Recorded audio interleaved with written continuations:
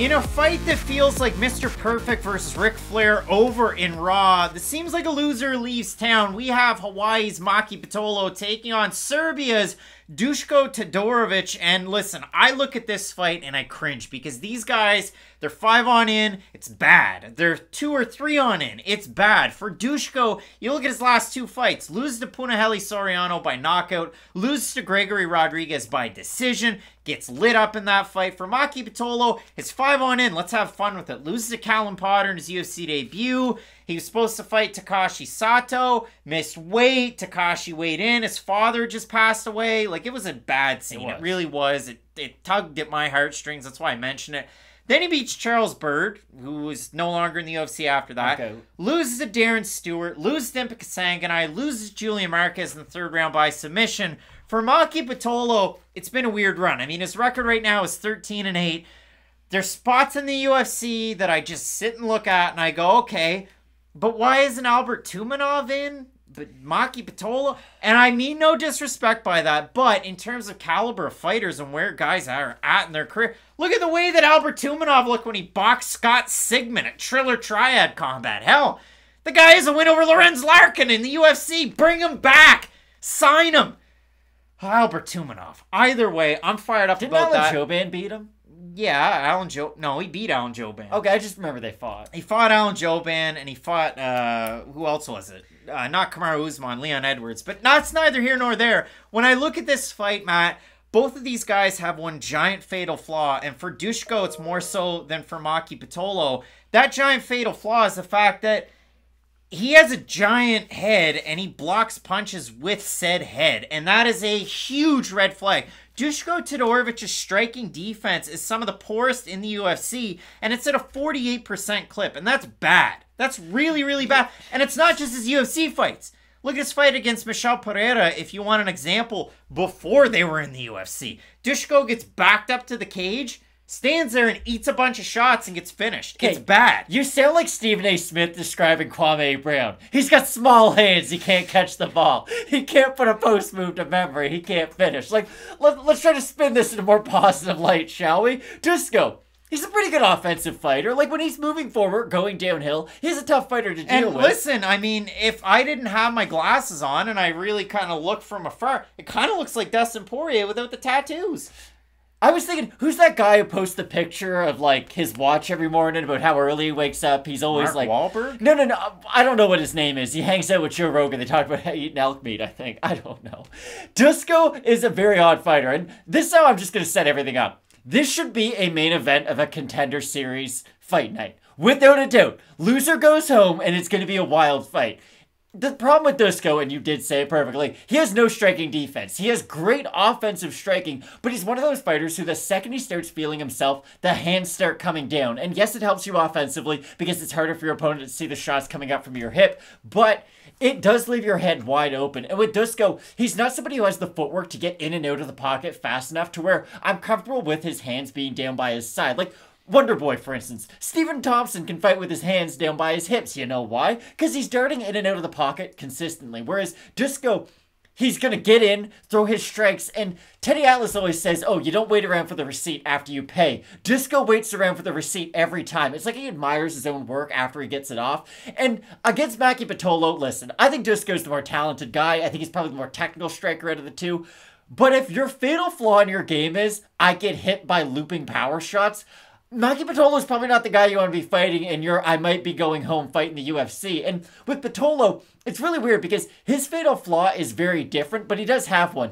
He's going to stop leaning down in all of his fights. He leans down and gets submitted every time I've ever seen Maki Pitolo fight, and it's just so odd. He's not really a panic wrestler. It's just when he gets pressured, be that against the cage with strikes or with wrestling, he does try to almost like meet it with his own wrestling. It's like he's trying to meet your shoulder with his own, and it gets him in bad positions all the time. He's not going to have an issue in this one. No, Dusko, right. out of his UFC fights, I mean, did he find himself on the mat against Daquan Townsend? Yeah, he did, but Daquan Townsend, Murcielago MMA zone. He didn't really have the greatest UFC run. I mean, he fought Bavon Lewis. He lost to Bavon Lewis. Like, I don't really have a lot of positives to say about it. Todorovic is one of those guys that I went back for his last fight against Gregory Rodriguez, and if I'm not mistaken, I actually picked him in that fight, so listen, that's on me. But when I went back and did all the tape study, I threw the red flags up. I even went back, I watched the Contender Series fight against Teddy Ash.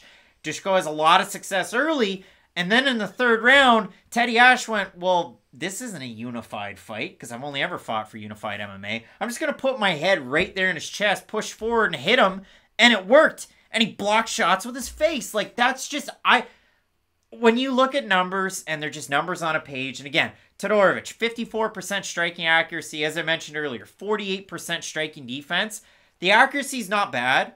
That striking defense is such a big red flag, it's awful. Pitolo's isn't much better, 56%, but it's roughly average. But again, Dusko giving 5.71 significant strikes per minute, taking 5.18. That's bad. Now, Pitolo's average as to what he gives out, 4.20. That's not a 5.18. So he does get stopped in the first round in every other fight, though, so... That's it. So I do worry. Now, Dusko only has 2 losses, 1 to Soriano, 1 to Rodriguez. The losses for Pitolo, out of 21 fights, 8 have been losses. You look at them. Cassius Kane, he's good with Victory FC, loses that fight by knockout. He had beat Cassius Kane before that. Loses to Dakota Cochran, a guy that fought bare knuckle against Johnny Hendricks. And then again in the UFC, losses to Callan Potter, Darren Stewart, Impa Kasanganay, Julian Marquez. And oh, by the way, this fight was supposed to happen in June, but Pitolo was out due to an injury, so Dusko took a short notice fight against Gregory Rodriguez and ended up losing it. Matt, I don't have a whole lot more to add.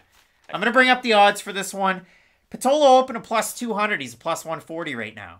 Dusko Todorovic opened a minus 235. He's minus 170 right now.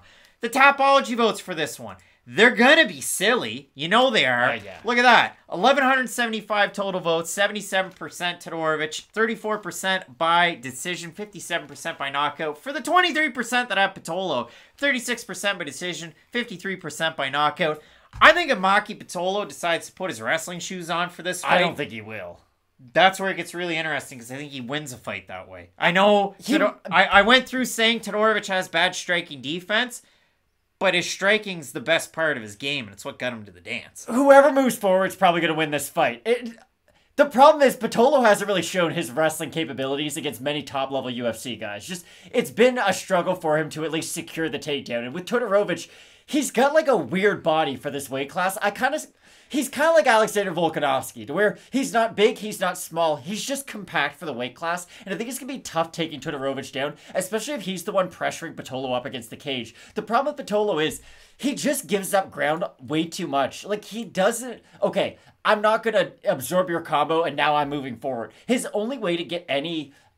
to get his back off the cage is to use his wrestling. And when he does just shoot for those panic shots, I don't think he's going to be able to get them against a guy like Dusko. And trust me, I don't think Dusko is a great fighter in this division by any means whatsoever. But I do like his overall output against someone like Pitolo. And with Pitolo, you always got to worry about him landing that one big shot. But the way I look at this fight is, both guys have the opportunity to land that one big shot. Dusko could win by first round knockout, so could Pitolo.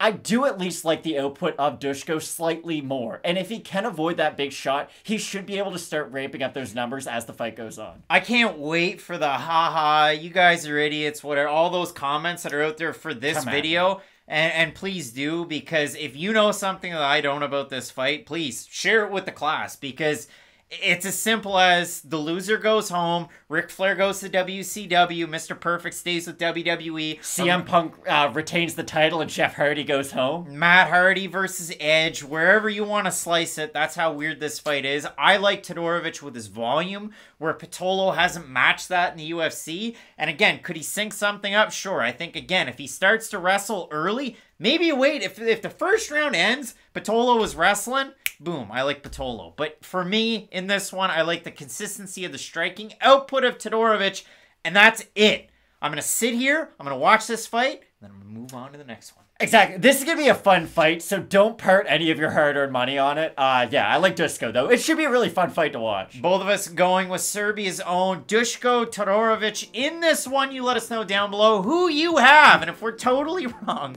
which has happened before, it'll happen again. Big-time fights on this main card that you're not going to want to miss. Keep it locked in with Fight Night Picks. We always say, let's get into it.